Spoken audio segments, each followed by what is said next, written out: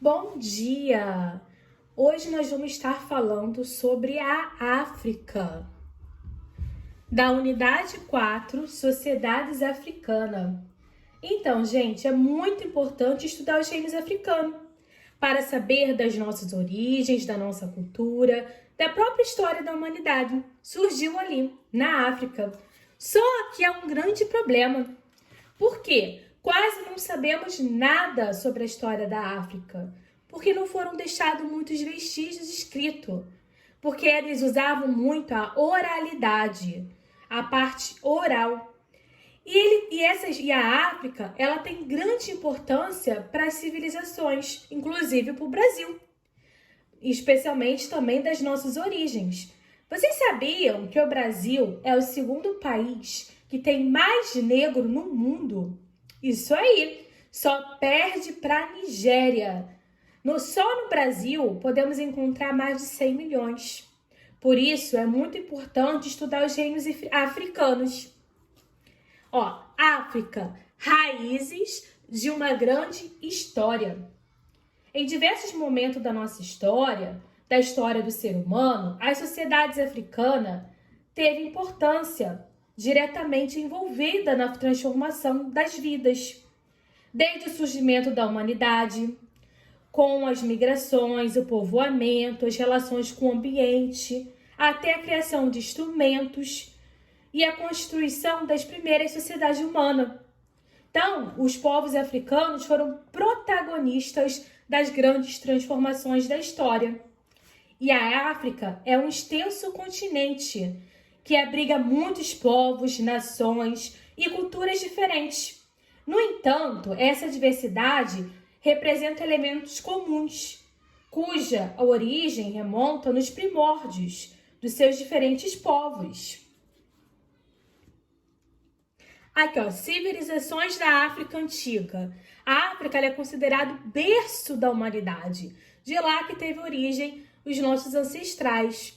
Lembra que nós estudamos ano passado, na pré-história, que as primeiras civilizações humanas foram na África, que acreditam-se até os historiadores que na África que era localizado o Jardim do Éden, onde Deus criou Adão e Eva. Dali as pessoas vão começar a se deslocar, a migrar para outros continentes, vão para a Europa, para a Ásia, vão chegar na América através do Estreito de Bering. Lembram disso? Então, as primeiras civilizações surgiram na África. Só que nessa unidade, nós vamos estar falando mais dos reinos africanos que tiveram na Idade Média, no período aí da Idade Média para o início da Idade Moderna, que é o período que nós estamos estudando agora. Então, a África, antes dos europeus, antes da chegada dos europeus, das grandes navegações, como ela funcionava? Então, tinham ali os povos que eram nômades. Estão vendo aqui? Nômades. Esses povos nômades são pessoas que não têm moradia fixa, que ficam se deslocando. E eles viviam como? Eles eram organizados em conjuntos de famílias, de clãs, que viviam sob o comando dos anciões ou chefes tribais. E também tinham os povos que eram sedentários, que eram os povos que tinham moradia fixa. E eles já viviam em cidades e eram com governos centralizados. Gente, uma base que a maioria dos povos africanos tiveram como organização política e familiar era a seguinte: aqueles povos ali entre o século V ao XVII, na localização ali da África subsaariana, desenvolveram-se organizações políticas como pequenas aldeias, que era como se fossem clãs. E também tiveram grandes reinos e impérios. E esses clãs apresentavam um grupo parentesco por terem mesmas origens. E eram governados por um chefe eleito com funções políticas e militares. E os casamentos entre mulheres e homens de diferentes clãs proporcionavam um aumento da população. E os filhos desse casamento eram incorporados ao clã da mãe, porque lá eles tinham um fato muito importante que eram matrilineares. matrilineares. Então, os filhos ficavam com o clã da mãe. Então, esses povos que nós vamos estudar, que se refere à África subsaariana, quando a gente está se referindo à África subsaariana, é uma região que tem ali situada ao sul do deserto do Saara. Essa região, lá no século XIX, era até chamada África Negra, né? Só que esse denominação já foi até descartado. E a África, nessa parte da África subsaariana, podemos dizer que é o berço da humanidade.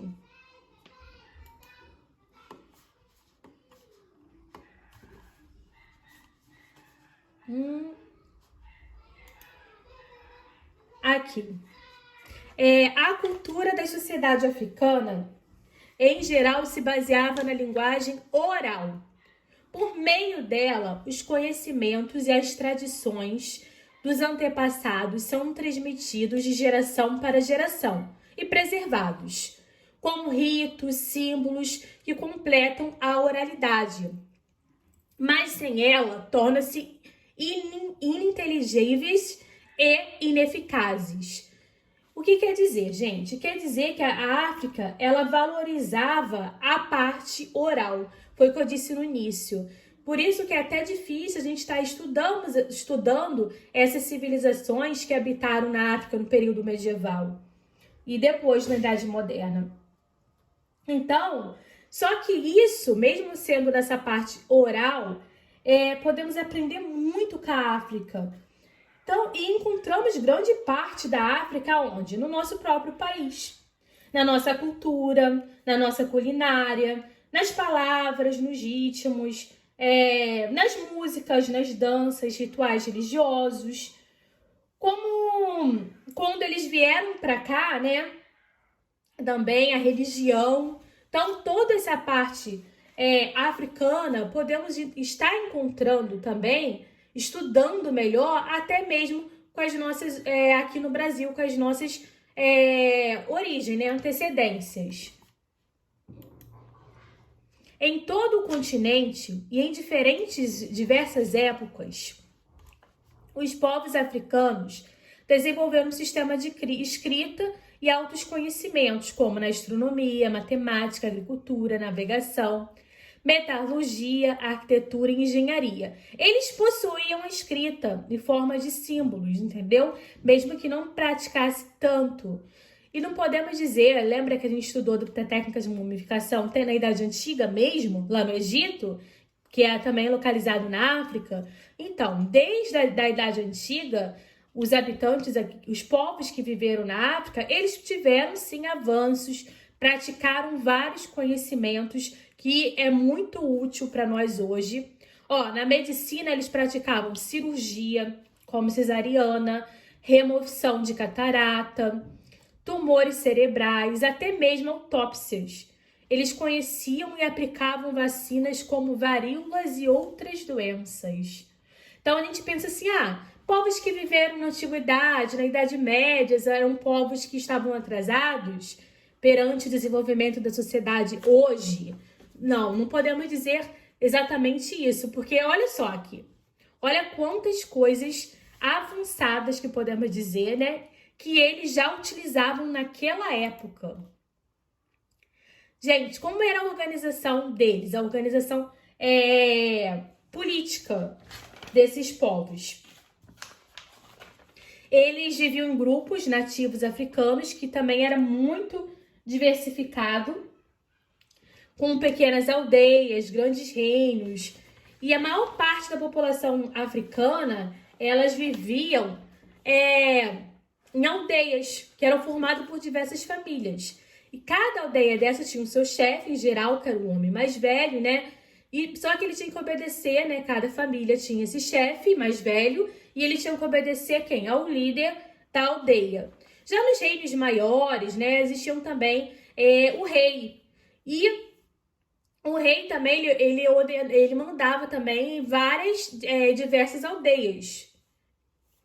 E nesses reinos africanos, o rei ele tinha autoridade quase total. Não havia separação de poderes. Ele tinha poder religioso, poder político. Então o rei ele detinha o poder total. E das principais reinos da África, podemos destacar os reinos de Gana, Mali e Yoruba. Então, através desses reinos que nós vamos estar estudando hoje na aula sobre eles. E esses locais que milhares de africanos vieram escravizados para o Brasil, que foram trazidos para o Brasil, foram desses reinos, especialmente de Yoruba.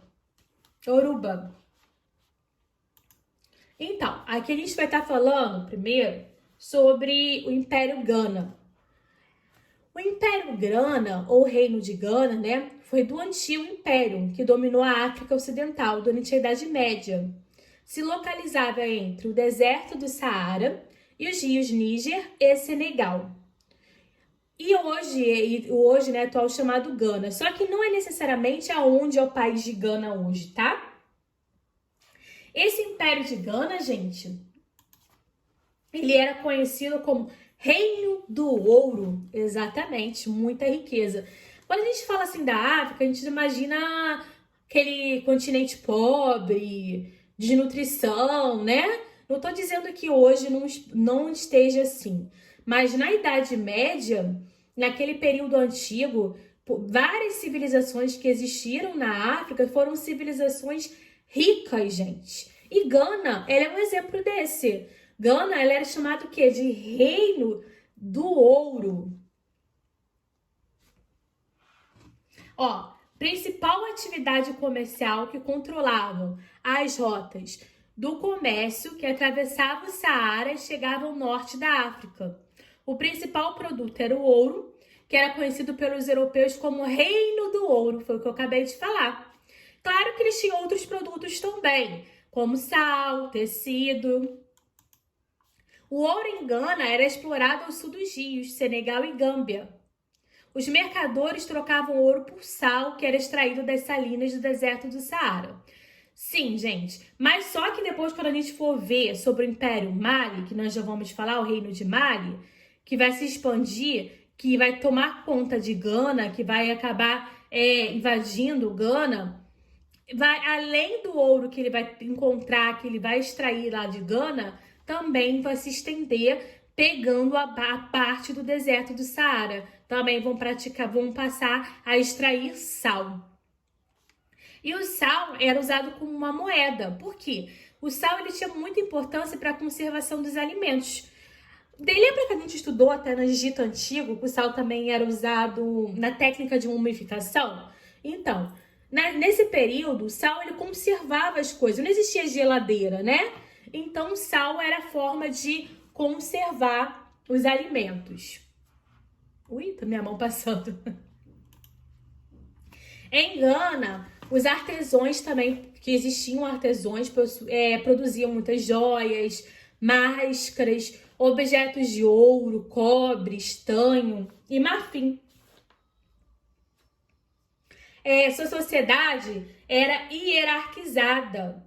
O rei ele era considerado o elo de ligação entre os homens e os deuses. Abaixo do rei vinham os sacerdotes, que eram conhecidos como feiticeiros, né?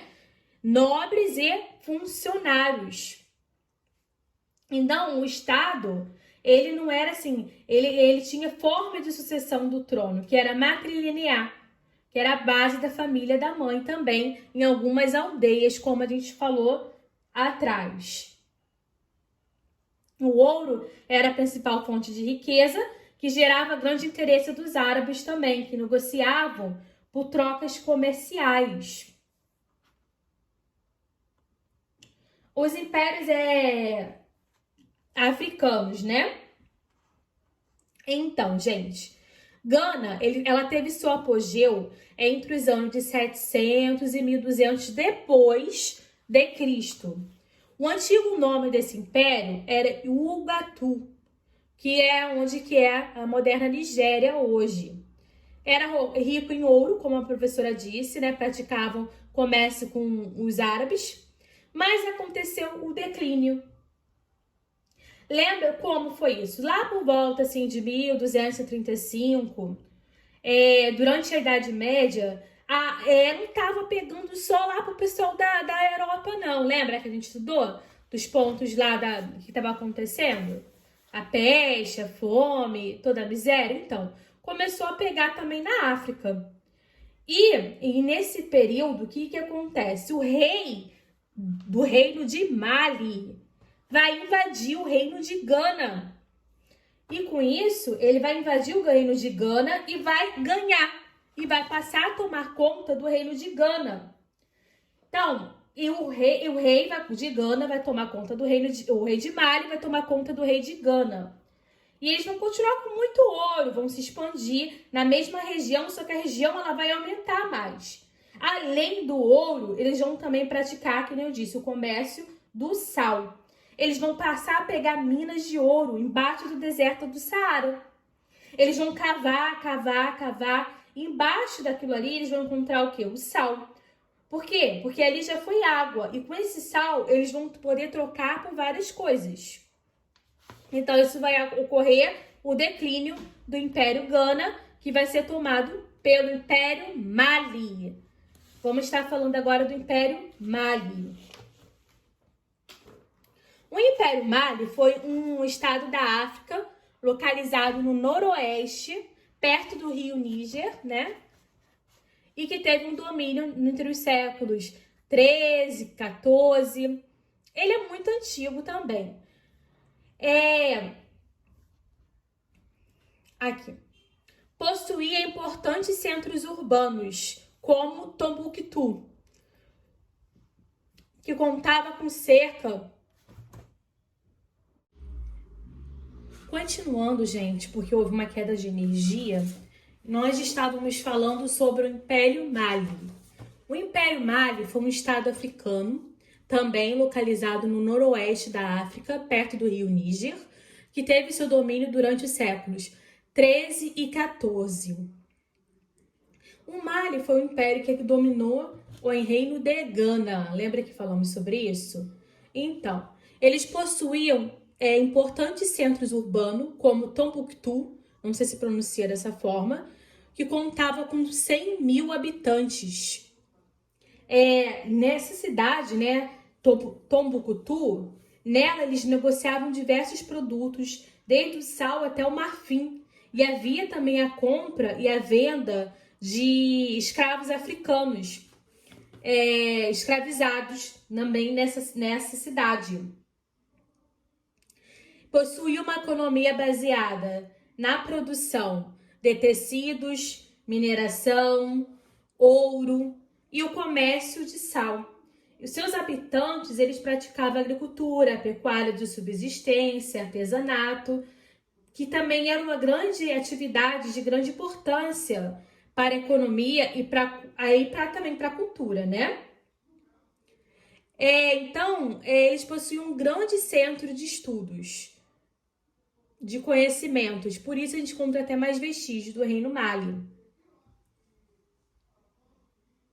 Este império se desenvolveu entre os séculos 13 e 14, na região onde que se compreende o Mali, né, que é atual Senegal e Guiné, né? E como ocorreu a desagregação desse império? Começou por volta do século 14, quando ele perde a hegemonia no comércio com os árabes e foi incorporando o Império Songhai. Então, começou a haver conflitos internos que foram enfraquecendo o controle do rei sobre as diversas regiões que compunham o império. E além disso, também foram ocorrendo vários ataques de povos, e inclusive do Império Songhai. E acabou se concretizando, né, fragmentando o Império Mali, essa decadência, no século XV. Outro povo também, outra civilização desse período também é chamada de Iorubas, que é a civilização Yoruba, né? Civilização também da África. Só que em vários lugares você vê que os Yorubas eram formados por várias aldeias. Então eram várias aldeias que denominou-se Yoruba, que eram povos de língua Yoruba, que habitavam o território do atual Nigéria, Benin e Togo, No Brasil, eles receberam várias denominações: Tchetchês, Nagôs, Angolas, Congos e Fulas. E as comunidades iorubas se desenvolveram principalmente no sudeste da atual Nigéria e constituíram-se grandes centros civilizatórios da Guiné e chegaram a influenciar outras civilizações da região, como o Reino de Benin, né? Os iorubas, eles eram muito famosos também pelas artes que eles faziam. Suas principais cidades eram Quetu, Ioiô e Ifé. A arte passou a influenciar o mundo inteiro.